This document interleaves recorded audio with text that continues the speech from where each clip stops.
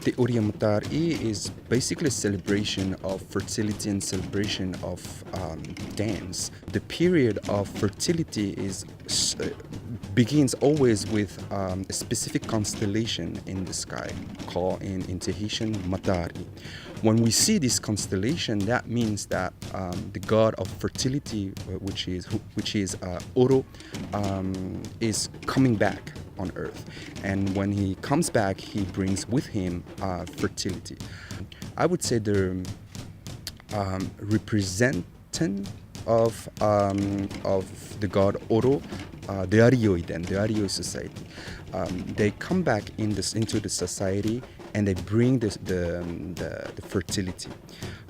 So why are we dancing on that? We're dancing on that because, of course, when the Arioi they come back in Tahiti, we have a lot of rituals, we have a lot of dances, right?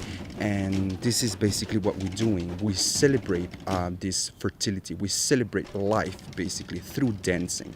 It's not just dancing for dancing, but what we want to do with Poemoana is basically to give a specific meaning, cultural meaning to what we're doing, our performance and things like that.